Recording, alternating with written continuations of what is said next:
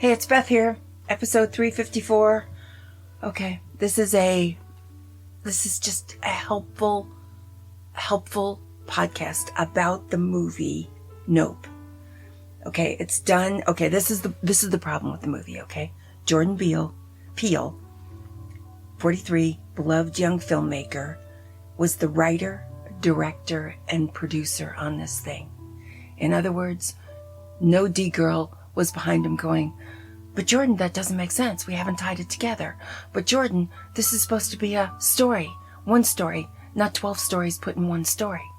That irritating girl that keeps you dealing with continuity and the fact that this is supposed to be entertaining.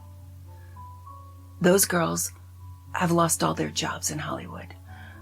But there's usually a producer that does a pretty good interpretation. But not when you're the writer, director, and producer. That's all that's wrong with this. It could have been reined in.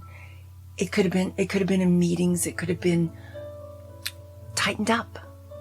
And things dropped. And that's another story, Jordan, for another day.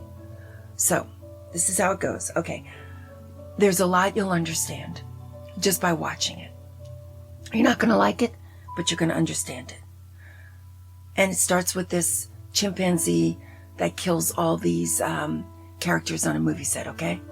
So the whole movie you're going to go, where's the chimp? What happened to the chimp? All right? It's supposed to be that he eats up Hollywood. He, voracious appetite, destroys everything. This little Asian kid is in this sitcom. He creates this village, and it's called Jupiter's Claim. The reason it's called Jupiter's Claim is because that was his name in the series. It's got nothing to do with the sky or what's coming down from the sky, hiding in that cloud that doesn't move for 6 months. It took them 6 months to notice that this cloud never moved. I don't know about these people. I guess they're really busy. Anyway, that is why it's called that, okay? And the chimp is going to disappear. So forget about the chimp. Just give yourself that break. Forget about the chimp. Just take it from me. I was trying to tie this all together. Forget it. Don't even try, okay? Don't even try. So then, we've got Daniel Kaluuya is back in this movie. It's like he's on Thorazine. He doesn't care about anything. So why should I? His dad dies. He stands there. I mean, we never discuss what happened to his dad. Then we've got his sister, and they're horse wranglers, okay? So they're doing this commercial, and they have the horse. He's not tethered. This guy puts this camera in front of his face where he sees his eyes. You can't do that with a horse that's old. That's been taking children on rides in carnivals. A horse who's seen everything, you can't do that. The horse kicks, they lose their job. They're as depressed as can be. Emerald, this sister of his, is on speed. Her name is Keke Palmer. I mean, she tried to put life into this movie. I get it. The only thing she says that's pretty interesting, and it's very interesting actually, is that they are the descendants of this writer, this great inventor, Edward Mabridge. He created the proto-cinematic series of rapid-fire photographs. You've seen it, of the horse running black and white across the screen. The rider of that horse is a black man. His identity has never been found. Jordan makes these two siblings his great-great-great-grandchildren. And their father, who died, had run this ranch very well. These kids can't seem to get it together. I mean, the way they lose that job, anyway, that was a nice touch. And I think it would have been a better movie if it was the son and his father. Because nobody cared. Nobody fought. Nobody was trying to save anything.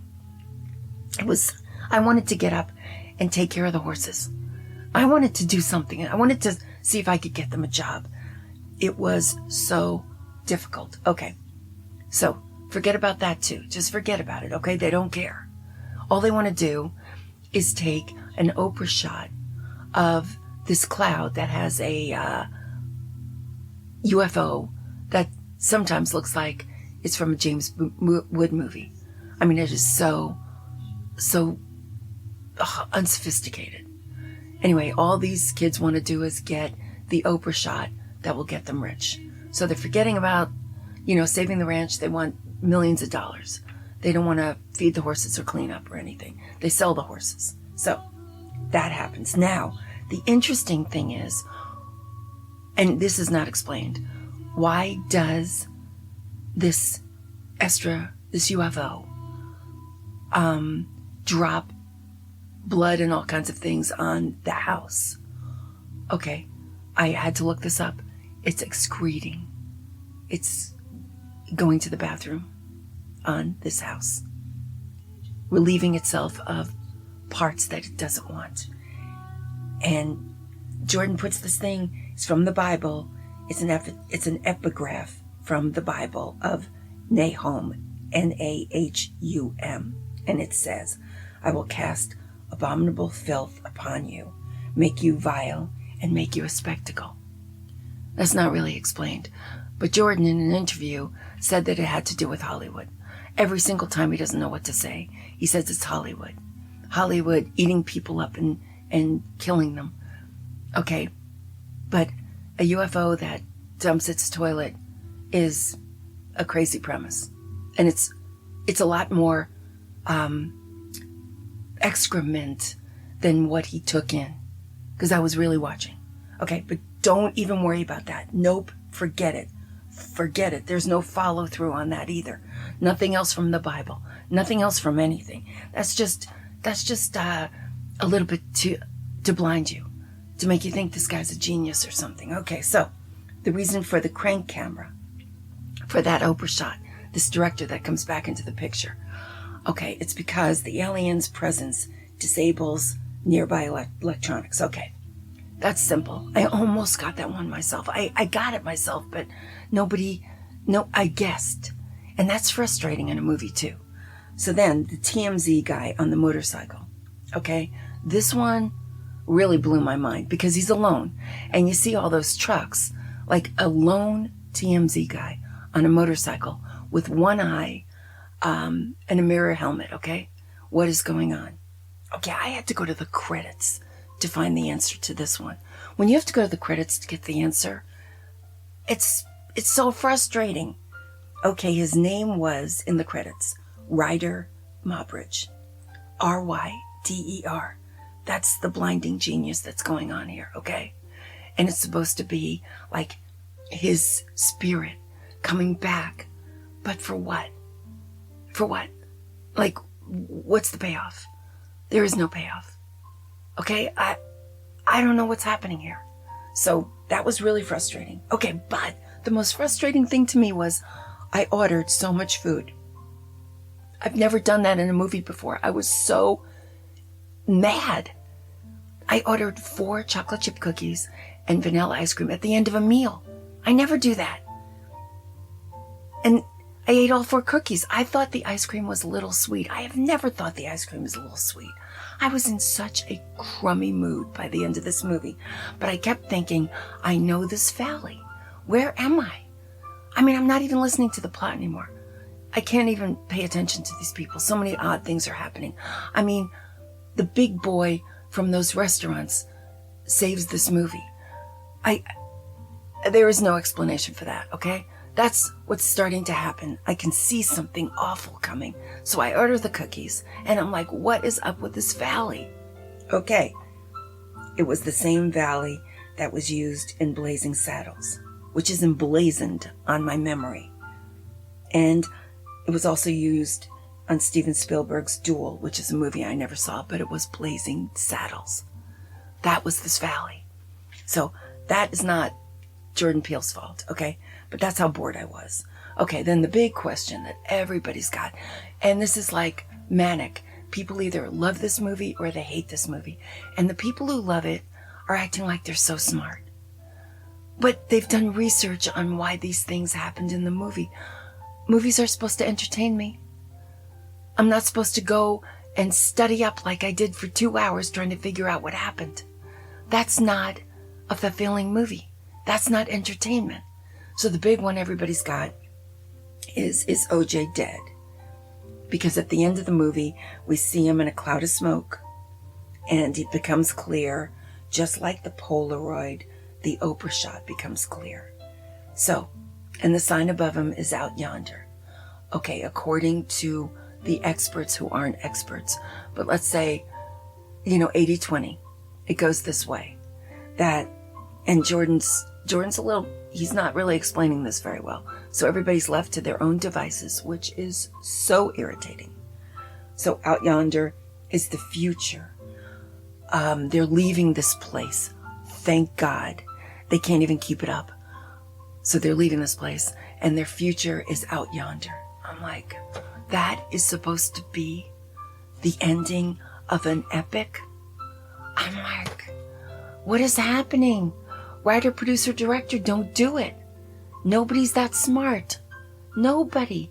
Steven Spielberg takes notes. He has to. He can't see everything. He has the whole... So what's wrong with this Jordan Peele is he has the whole picture in his head. And he knows all the reasons for everything. And he knows the history of every thought he's had. He doesn't put it on the paper, and then he doesn't put it on the screen. But nobody overrides him on the paper or on the screen. It's done, a fait accompli before anybody sees it. And he's an auteur, and people worship him, so they're thinking there's something wrong with themselves. I know there's a lot of things wrong with me, but this is not what's wrong with me. That movie did not make sense. I was the only person in the theater, okay? I asked those guys, the ticket taker guys, at my own theater, because you can look at the box office. The opening weekend was 44 million, not very much. The real interesting story is the word of mouth and what it does next weekend. And my ticket takers at this movie theater that is crowded with other movies that people want to see, they said it died off by Sunday. And that's when word of mouth, real big word of mouth, like, don't go. I'm still mad I spent the money. I still want my 2.5 hours back. So I'm telling you, if you have to go for your grandchildren or your children, I hope I've given you the answers to the most irritating questions that I had during this movie. I hope I have. There are a lot of other irritating things that happen, but you can sort of figure them out. So just stay away if you can. Tell your kids it would make a great rental. And it was IMAX. And people who went to the IMAX show were like, why? There was nothing IMAX-y about it. And it's not a horror movie. And there's nothing, no special effects. Somebody talks about how they look so great in the dark. I'm like, okay, maybe if I was a cinematographer, I would see something amazing.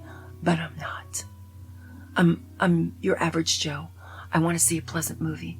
I want to be entertained. And I do like spectacle. I want it to be beautiful. That is not happening here. So save your money if you can, but if you have to go, and actually, you can answer a couple of these questions for your grandchildren or your children. These are the answers. So stay away. The blue hairs, their hair turned white. So this is not good. This is a public health warning. Don't spend your money on this. You'll just be sorry. You'll eat too many cookies. I know you will. So try to stay sane. This is not going to help you stay sane. Okay? And I will be back. Thanks. Bye-bye.